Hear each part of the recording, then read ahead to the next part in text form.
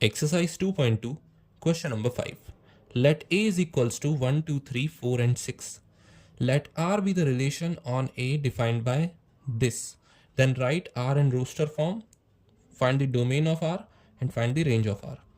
तो ये तीन चीज़ें हमें फाइंड करनी है और R रिलेशन दिया है ऑन द सेट A. तो R ऑन A का मतलब है, R is a relation on A का मतलब है ये सेट खुद पर ही रिलेशन बना रहा है. तो सेट खुद के एलिमेंट्स पर ही मैपिंग बनाएगा. तो पहला सेट भी A होगा और दूसरा सेट भी A. तो 1, 2, 3, 4 एंड 6 और दूसरे सेट पर ही मैपिंग बनाएगा विच इज़ 1, 2, 3, 4 एंड 6. नाउ ये रिलेशन हमें दिया है A and B belongs to A और A, B ऑर्डर्ड पेयर्स हैं. तो पहला एलिमेंट A है जो फर्स्ट सेट को बिलोंग करेगा और दूसरा एलिमेंट B है जो सेकंड सेट को बिलोंग करेगा और दोनों सेम ही है, A को बिलोंग करेंगे. और जो एलिमेंट्स के बीच में एक्चुअल रिलेशन है वो दिया है B is exactly divisible by A. तो ये जो B एलिमेंट है वो A से एग्जैक्टली डिविजिबल होना चाहिए. अब यहाँ पर 5 एलिमेंट्स हैं, यहाँ पर भी 5 एलिमेंट्स हैं. तो इस बार मैं क्रॉस प्रोडक्ट डायरेक्टली लिखने की बजाय, क्योंकि इसमें 5 5 25 एलिमेंट्स आ जाएंगे, मैं इन एलिमेंट्स में देखता हूँ कि ये एलिमेंट इन सभी एलिमेंट्स में से किस किस से डिविजिबल हो सकता है. तो सबसे पहले इसका 1 देखते हैं. तो अगर ऑर्डर्ड पेयर में यहाँ पर A है और यहाँ पर B की जगह मैं 1 रखूँ तो A की किन किन वैल्यूज से B एग्जैक्टली डिविजिबल है. तो 1 डिवाइडेड बाय A की पहली वैल्यू है 1, 1 डिवाइडेड बाय 1 1 ही आएगा. तो ये तो करेक्ट है, मतलब ऑर्डर्ड पेयर में A की वैल्यू 1 और B की वैल्यू 1 आ सकती है. अब 1 डिवाइडेड बाय A की दूसरी वैल्यू है 2, क्या ये इधर आ सकता है? 1 डिवाइडेड बाय 2 होता है 0.5, मतलब ये एग्जैक्टली डिविजिबल नहीं है, इसमें डेसिमल आ चुका है. एग्जैक्टली डिविजिबल होने का मतलब ये है कि हमें रिजल्ट में एक इंटीजर मिलना चाहिए, लेकिन यहाँ पर हमें एक रैशनल नंबर मिल रहा है. तो हम कह सकते हैं कि 2, 1, A की वैल्यू 2 है और B की 1, तो ये इसमें नहीं आएगा, ये वाला ऑर्डर्ड पेयर आ जाएगा. और इस सेट में 2 से बड़े कोई भी नंबर्स 1 को एग्जैक्टली डिवाइड नहीं कर पाएंगे.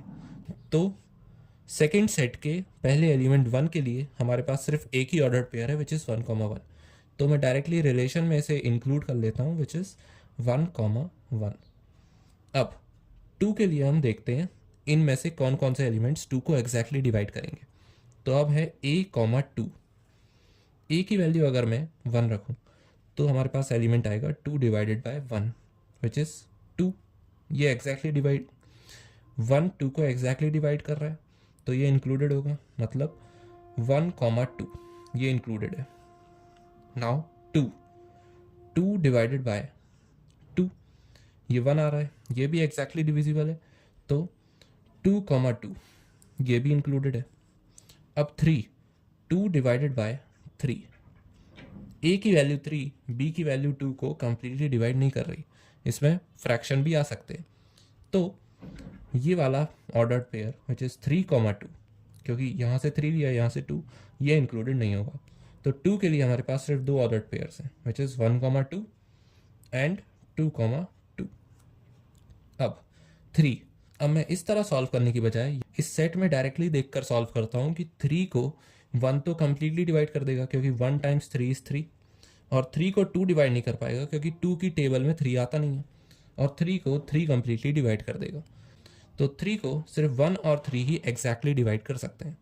तो इसमें ऑर्डर्ड पेयर्स आएंगे 1, 3 एंड 3, 3. Now we have 4. 4 को 1 कंप्लीटली डिवाइड कर सकता है क्योंकि 1 टाइम्स 4 इज 4. 4 को 2 भी कर सकता है क्योंकि 2 2s are 4, और 4 को 3 नहीं कर पाएगा क्योंकि 3 की टेबल में 4 नहीं आता, और 4 को 4 कंप्लीटली डिवाइड कर सकता है.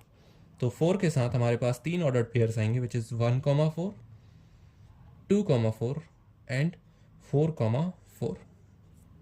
अब 6 को इसमें से 1, 2, 3 और 6 ये 4 नंबर्स डिवाइड कर सकते हैं क्योंकि 1 into 6 is 6, 2 into 3 is 6, 3 into 2 is 6. 4 की टेबल में 6 नहीं आता तो ये नहीं कर पाएगा, और 6 इंटू 1 इज 6. तो 6 के लिए हमारे पास 4 ऑर्डर्ड पेयर्स हैं विच इज़ 1, 6, 2, 6, 3, 6 एंड 6, 6. तो तो ये टोटल ऑर्डर्ड पेयर्स हैं हमारे रिलेशन में। तो इस रिलेशन का रोस्टर फॉर्म तो हमने यहाँ पर लिख दिया। अब इस रिलेशन की डोमेन क्या होगी? डोमेन वही होगी जो हर एक ऑर्डर्ड पेयर का पहला एलिमेंट होगा, क्योंकि फर्स्ट सेट के जितने भी पॉसिबल एलिमेंट्स इस रिलेशन में हैं वो उन एलिमेंट्स का सेट डोमेन में आएगा। So domain set would be equal to इस सेट के ऑर्डर्ड पेयर्स के पहले एलिमेंट्स।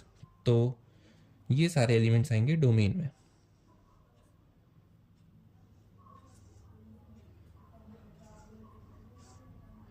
तो डोमेन में आएगा 1, यहाँ पे 1 है तो रिपीट नहीं होगा, देन 2, देन 1 यहाँ पे फिर से है तो रिपीट नहीं होगा, देन 3, देन 1 यहाँ पे रिपीट नहीं होगा, 2 भी नहीं होगा, देन 4 और 6।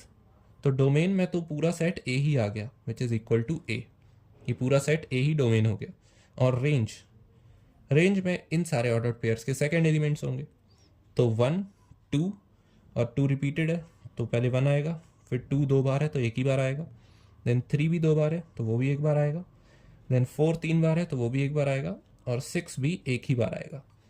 तो डोमेन और रेंज ये दोनों ही इक्वल हैं, जो कि हमारे पास सेट गिवन था।